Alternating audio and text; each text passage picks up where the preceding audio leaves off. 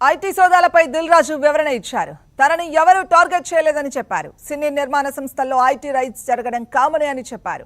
4 రోజులుగా తమ ఇంట్లో ఆఫీసుల్లో తనిఖీలు చేశారని చెప్పారు. తమ పారదర్శకత చూసి ఐటీ అధికారులే ఆశ్చర్యానికి గురయ్యారన్నారు దిల్ రాజు. 6 lakhs ఆఫీస్లో 2.5 lakhs మొత్తం బిలో 20 lakhs మా అందరి దగ్గర కలిపి బిలో 20 lakhs ఉంది. అలా ప్రతి ఒక్కటి ఇట్లా వాళ్ళు ఇన్కమ్ ట్యాక్స్ ఏమేమి చూశారనేది ఇలా వాళ్ళది అయిన తర్వాత పంచనామా చేసిస్తారు.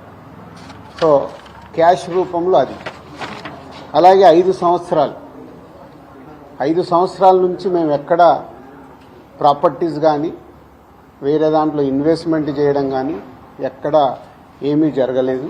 అది కూడా డిపార్ట్మెంట్కు టోటల్గా అందరి దగ్గరికి వెళ్ళి క్లియరెన్స్ చేసుకున్నారు. ఇది క్లీన్, ఎక్కడ డాక్యుమెంట్స్ కానీ అలాంటివి ఎక్కడేం లేవు. అలాగే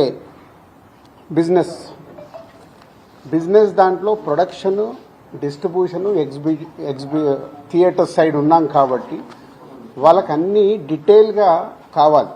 డీటెయిల్ అంటే ప్రొడక్షన్ ఎలా జరుగుద్ది, ప్రొడక్షన్లో 24 క్రాఫ్ట్స్ ఉంటాయి.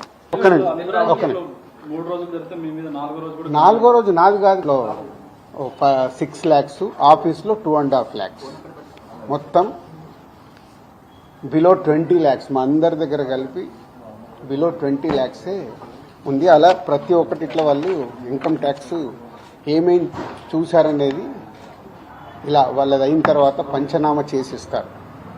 సో క్యాష్ రూపంలో అది. అలాగే 5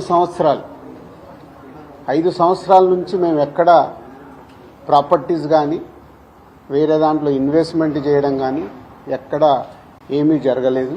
అది కూడా డిపార్ట్మెంట్కు టోటల్గా అందరి దగ్గరికి వెళ్ళి క్లియరెన్స్ చేసుకున్నారు. ఇది క్లీన్, ఎక్కడ డాక్యుమెంట్స్ కానీ అలాంటివి ఎక్కడేం లేవు. అలాగే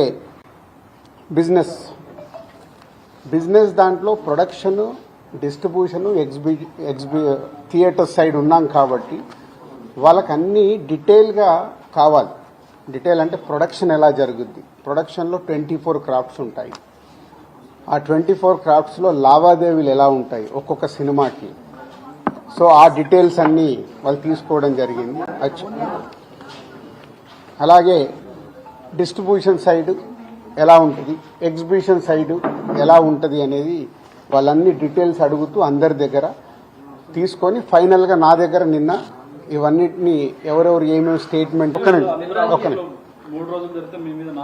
నాలుగో రోజు నాది కాదు కదా, మైత్రిలో జరిగింది, అభిషేక్ మీద జరిగింది, ఇలా అందరి మీద. ఇది ఇండస్ట్రీకి సంబంధించి ఎందుకు టార్గెట్ చేస్తారు? ఇన్కమ్ ట్యాక్స్ అనేది ప్రాసెస్, ఇదేమి ఇల్లీగల్ కాదు. ఇన్కమ్ ట్యాక్స్ అనేది ప్రతి ఒక్కరికి, మీరు కూడా టీడీఎస్లు కడతారుగా, ఎందుకు కడతారు?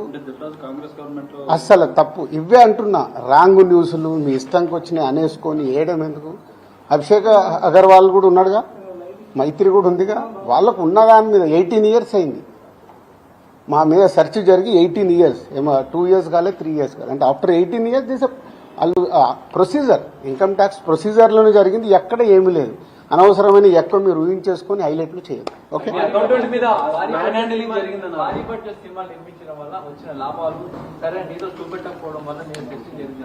నా దగ్గర కాదండి, మొత్తం జరిగితే మళ్ళీ మీ దగ్గర అంటారేంటి?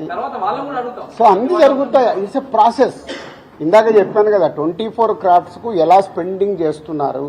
ఇప్పుడు మా గేమ్ చేంజర్ ఇంత బడ్జెట్ అయింది, ఎలా స్పెండ్ చేస్తున్నారు. They want all accounts. మేము క్లీన్గా ఉండొచ్చు, తీసుకున్నోడు ఉండకపోవచ్చుగా. సో మా దగ్గరికి వెళ్ళి అన్ని డీటెయిల్ తీసుకొని ఎవరెవరికి వెళ్ళాయో వాళ్ళ ద్వారా చెక్ చేస్తారు. ఎందుకంటే TDS, GST, so many process ఉంటాయి. అంతేగాని ఎక్కువ ఊహించేసుకుంటున్నారు, ఏం లేనిదానంటే హైలైట్స్ దాంట్లో ఉండకుండా కొంచెం బయటికి రండి అని నా రిక్వెస్ట్. మీ ఛానల్స్ కూడా చాలా చెప్తారు, బ్లాక్ ఎక్కడ ఉంది, ఎక్కడికి వెళ్ళి వస్తుంది, నువ్వు సినిమా ఎక్కడ చూస్తున్నావు, ఆన్లైన్లో టికెట్ బుక్ చేసుకుంటున్నావు, 90% బుక్ మై షోలో బుక్ చేసుకుంటున్నావు, పేటీఎంలో బుక్ చేసుకుంటున్నారు. ఎక్కడుంది క్యాష్? 90% అకౌంట్లోనే కదా అందరు మీరు బుక్ చేసుకుంటున్నారు, సినిమాలు చూస్తున్నారు. అది మళ్ళీ మీ ఊహ. ఎవరికి రావాల్సిన స్టోరీలు ఎప్పుడు రాసుకుంటూనే ఉంటారు, ఎందుకంటే మీకు కూడా హైలైట్స్ కావాలి కదా, లేకుంటే కష్టంగా. నేను మీకు అదేనండి చెప్తున్నా, 2008లో అయింది సెర్చ్ నా మీద. ఎన్ని సంవత్సరాల తర్వాత వచ్చారు? 1, 2 ఓన్లీ నా మీదే అవుతే మీరు మాట్లాడేది రైట్. ఇండస్ట్రీలో చాలా మంది మీద అయింది కదా. సో దీనికి దానికి లింక్ లేదు కదా. అదే అనవసరమైనది ఊహించుకొని లింకులు చేయకండి అనే నా రిక్వెస్ట్. జరిగిందని ఆరోపణలు వస్తున్నాయి. అసలు నేను ఆఫీస్కి వెళ్ళాను.